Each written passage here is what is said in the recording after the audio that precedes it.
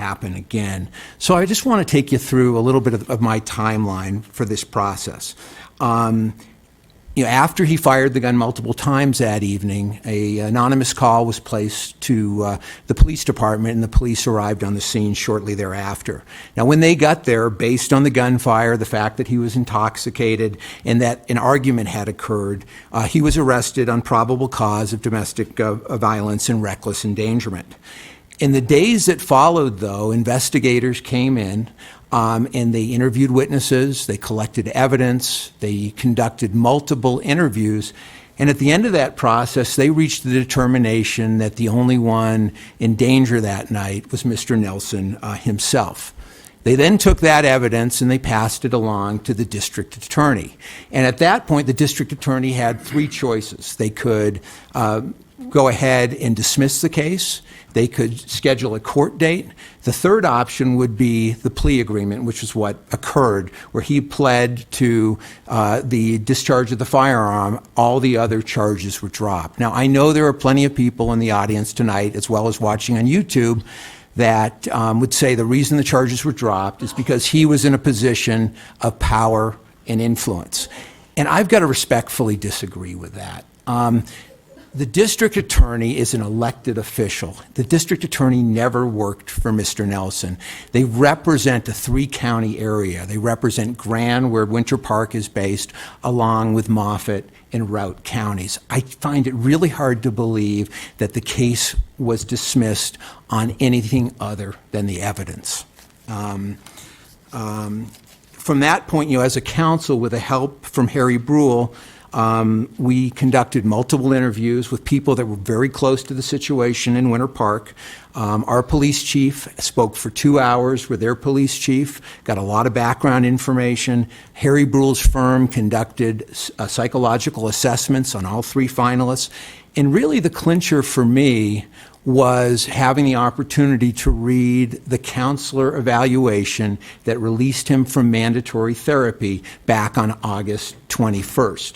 I felt like that confirmed and corroborated a lot of the information that I had seen up until that point. I know there are people here that are going to disagree with the conclusions that I've reached, but I really believe he deserves a second chance. He knows how much he has to prove to this community, that he will be under a microscope, and that there will be a zero tolerance policy. But I look at what he's done in just the 2 months that he has been here, despite all this controversy, all this distraction, and I'm blown away. What's going on with the audit right now? I mean, I am really happy that we have him taking a look at that and helping us to address the issues that we face. So thank you for listening. Okay. I was one of these persons that wanted to vote on this. I didn't vote the first time. There was a reason for that. There were several council people that decided that this was their best choice, so I let them make that choice. As a law enforcement officer for over 45 years, I've handled a lot of domestic violences. I've handled some that ended up in homicides, which happened on Tenderfoot and down in some of the other parks. I'm concerned. I'm really concerned. The question come to me was, if Drew was forgiven and he was doing such a good job, why didn't Winter Park take him back?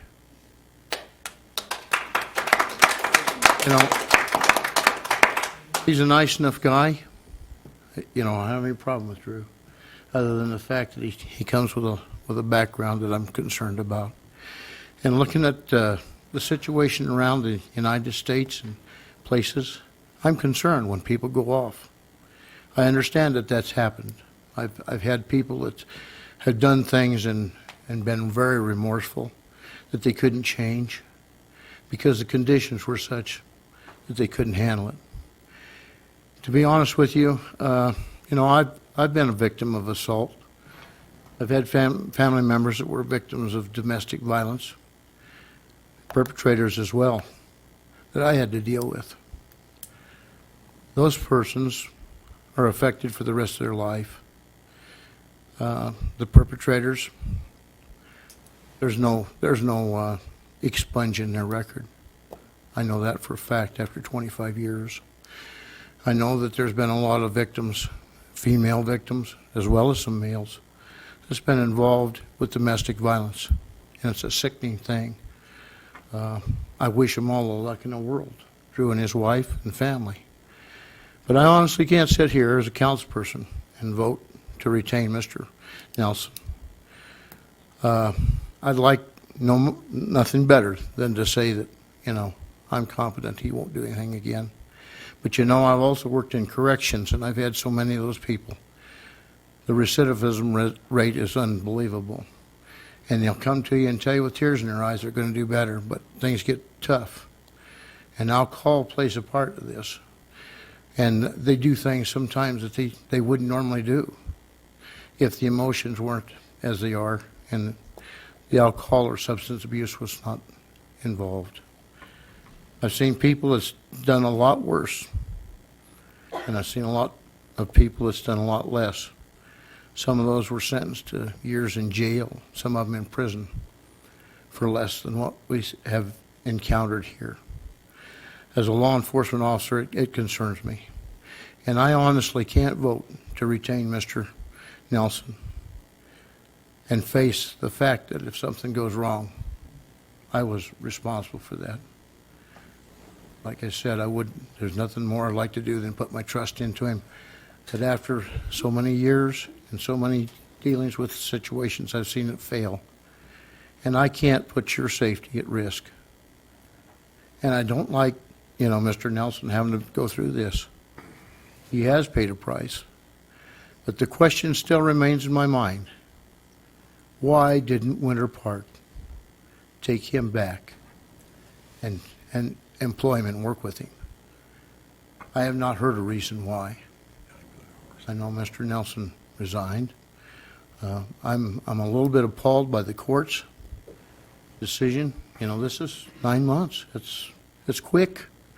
Most of the criminal cases I've been involved with at least last a year. And then there's probation. And then there's counseling. And then there's a substance abuse that goes along with that. I know for a fact because I've got people in my family's had to go through that for years and years and years. So I'm sorry, but I'm going to call again for a vote of this council to vote whether to retain or to terminate Mr.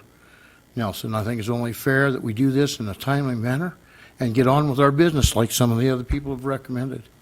We have some issues that we need to deal with. And I'm appalled that on top of all this, we're already getting complaints that we're going to have to investigate. I don't know what happened. I wasn't there. But I know there's complaints to the EOC, and I think, that puts the city in a situation where they're liable. I don't want our staff to have to worry and wonder what's going to happen and be afraid to come to work. So with that, I will close and say that I am going to ask for a vote of this council tonight to determine whether we're in favor of terminating Mr. Nelson or not. The results of that will remain to be seen. And so thank you very much for your support. Thank you for your letters, both supporting Mr. Nelson and opposing our hiring him. Thank you. I think was, So what's the exact motion? so the motion is to terminate the contract that is on the table, and this is the continuation of that, and if there is no further discussion, we will have the roll call vote. Sure. I want to make sure I got this right. So it's to terminate? So The motion was to terminate the contract. no. Brown Kovacic, No. Bowers, Yes. Critelli, Yes. and Casper.